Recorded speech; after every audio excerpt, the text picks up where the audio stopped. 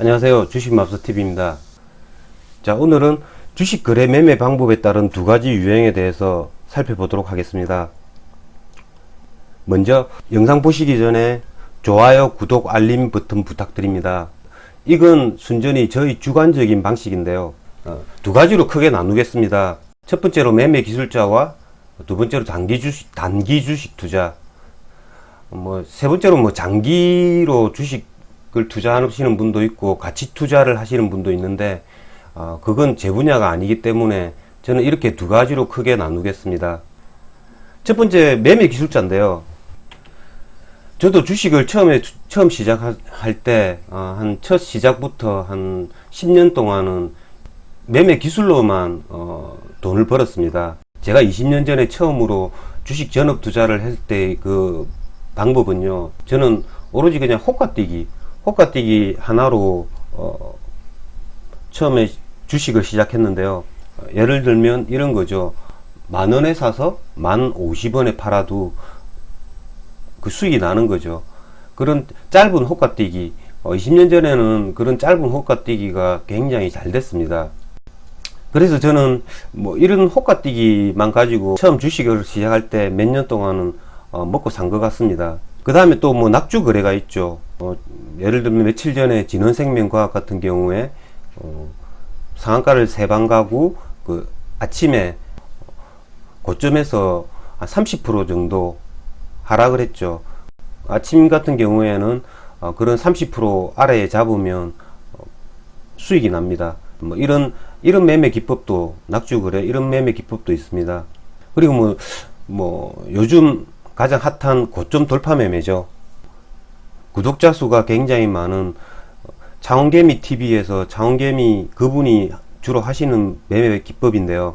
이런 고점 매매 돌파를 일반 분들도 지금 많이 따라 하는 걸로 알고 있습니다. 여러분도 많이 시도해 보셨을 텐데요. 저는 이분 거래를 유심히 보면서 오로지 이 매매 기법을 자기 것으로 만들어 가지고 아주 고수익을 얻고 있는 분입니다. 오로지 한 가지 그 매매 기법에 제가 보기엔 우리나라 최고라고 생각합니다. 이런 고점 돌파 매매. 그분의 영상을 보신 분이라면 누구나가 그분의 매매 기법을 따라서 고점 돌파 매매를 아마 많이 해봤을 겁니다. 근데 다 성공을 하나요? 아마 제가 보기에는 확률이 5대5 정도일 것 같은데요. 그분의 매매를 자세히 보면요, 고점 돌파 매매, 고점 돌파하는 그 순간에 매수를 하는 게 아니라 고점 돌파를 하고 나서 주식이 고점 돌파를 하고 나서 한 행보하는 시간을 1시간, 2시간 정도 행보를 하다가 그 고점에서 4~5% 떨어진 지점에서 계속 관찰을 합니다. 그래서 20일 이동 평균선이 다시 정배열로 그려지고 거래량이 증가하는 그 시점에 진입을 합니다. 따지고 보면 그 고점 가격보다 한 2% 정도 낮은 가격에서 한 제법 수량도 많이 진입을 합니다. 근데 보통 일반인들은 그렇지 않죠. 만약에 20,000원이 그날 전고점이라면 20,000원을 다시 뚫는 그 시점에 보통은 진입을 하죠. 근데 그분은 19,000 계속 지켜보고 있다가 19,600원, 700원 그쯤에 진입을 합니다.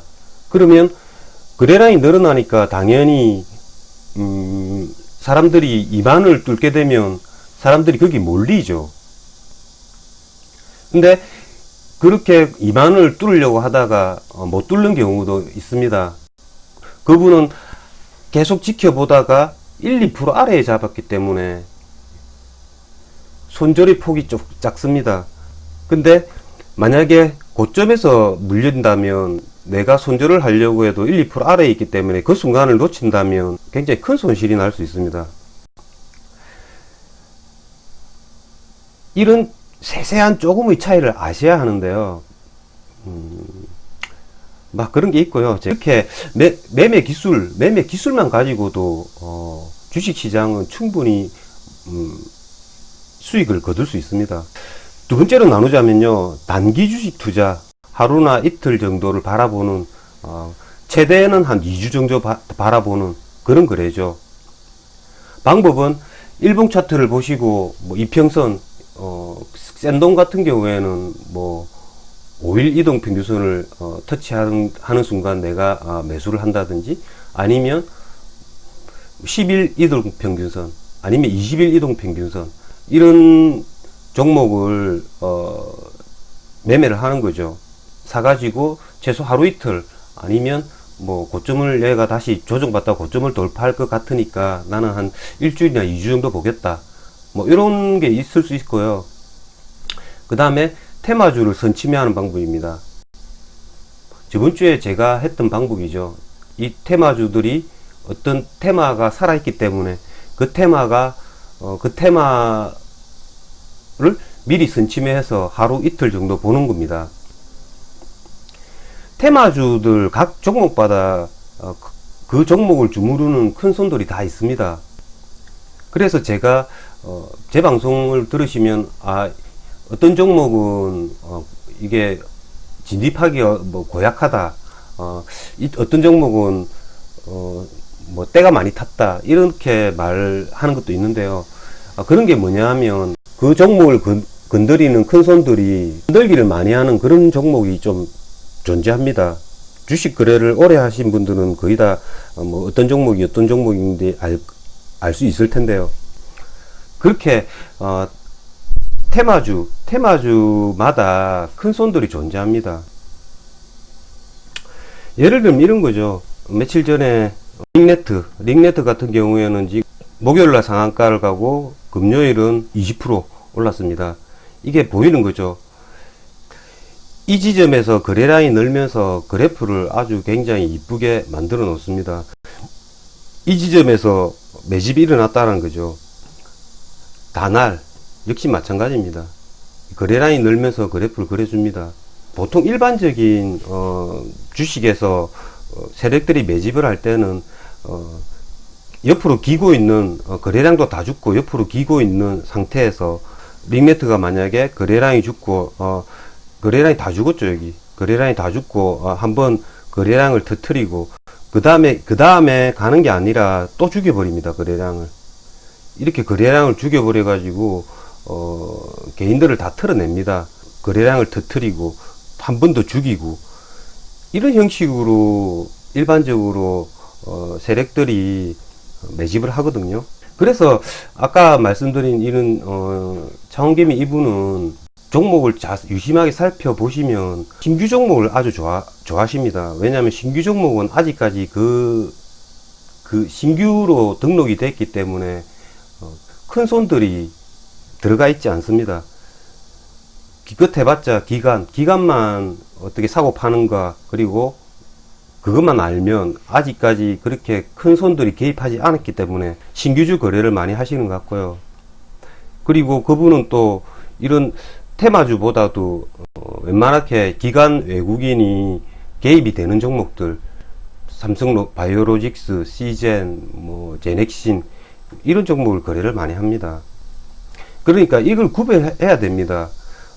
무턱대고 다 고점 돌파 매매를 한다고, 고점이 돌파한다고 그게 다 고점 돌파 매매를 하는 것이 아닙니다. 이런 매매 기술자들의 장점이라고 말하면요, 오버나잇을 거의 안 합니다.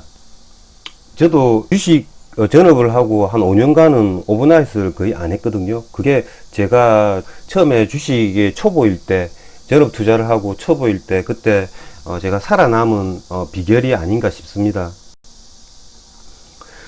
장이 지금처럼 올 3월부터 8월달까지 이렇게 급등하는 건 제가 20년 주식 거래를 하면서 거의 처음 같은데요. 금융위기 때도 이렇게까지는 반등하지 않았거든요. 어쨌든 뭐 그렇기 때문에 장이 이렇게 마냥 계속 좋을 수만 없습니다. 물론 공매도가 6개월 연장되었기 때문에 내년 한 2, 3월까지는 더 오를 수도 있겠죠. 하지만 다시 공매도가 부활되고 장이 다시 하락장으로 갈 수도 있습니다. 그렇기 때문에 이렇게 매매 기술자들은 위험 회피가 가능합니다. 왜냐하면 주식을 갖고 있지 않기 때문에. 그리고 자기가 들어가는 그 매매 주식에 크게 분석이 필요하지 않습니다. 대략만 받쳐주고 아주 정배열의 예쁜 그래프에 장의 주목을 받는 종목, 거기서 자기의 매매 기술을 가지고 오로지 거래를 하는 겁니다. 하지만 단점도 있죠. 그런 한 종목에 큰 폭의 수익을 내기는 어렵습니다. 그래서 대부분 이렇게 매매를 하시는 분들은 큰 물량, 자신이 있기 때문에 큰 물량 보통 5천만에서 1억 정도 매수를 했다가 뭐 1, 2%를 먹어도 1, 200원 나오니까 그렇게 여러 종목을 몇 번씩 반복해서 그 수익을 냅니다. 하지만 뭐 한 종목에서 크게 뭐 30%, 50%, 100% 이런 수익을 내기란 불가능하죠. 아까 말씀드린 단기 주식 투자자죠. 장점은 예측 적중 시에는 큰 폭의 수익이 가능합니다. 장기간의 매집을 걸쳐서 아까도 말씀드린 그런 주식들을 잘만 분석을 하면 뭐 최소한 30% 상한가 한 2방, 3방, 뭐 100%까지 수익도 단기간에 낼 수 있습니다. 하지만 단점도 있습니다. 위험이 노출되는 거죠. 주식을 갖고 계속 가니까. 주식을 갖고 가니까 위험에 노출이 되고, 그 다음에 뭐 다른 뭐 공시, 악재 이런 게 뜰 수 있습니다. 주식을 갖고 갔는데 간밤에 그 주식이 그 테마와는 전혀 상관없다, 무관하다. 그래서 그 다음날 한 10% 맞는 그런 경우도 허다합니다. 그런 주식을 가져가기 때문에 주식의 재무는 필수사항이죠.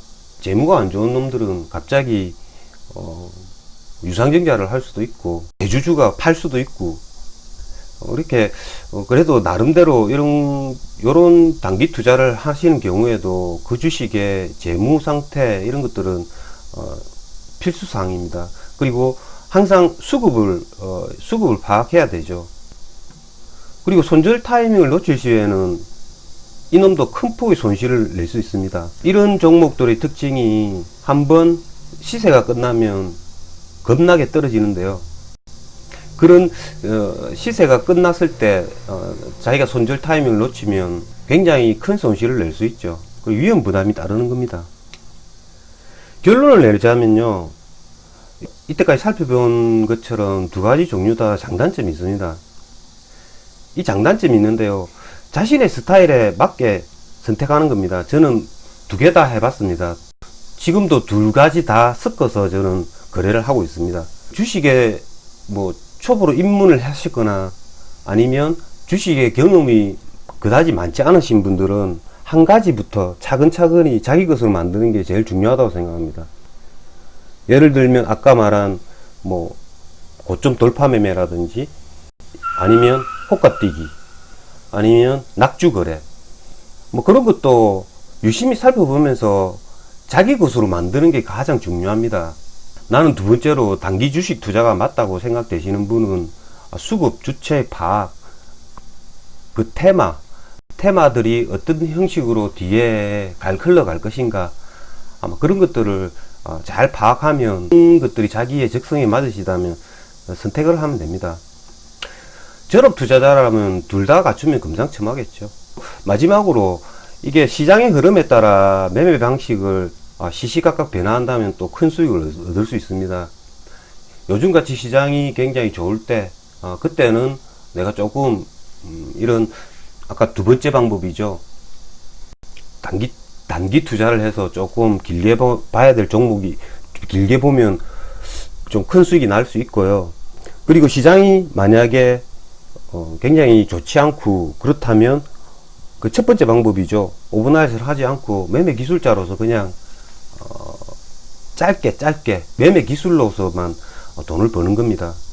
이상으로 주식마법사 TV를 마치겠습니다. 주말 편안한 시간 되십시오. 감사합니다.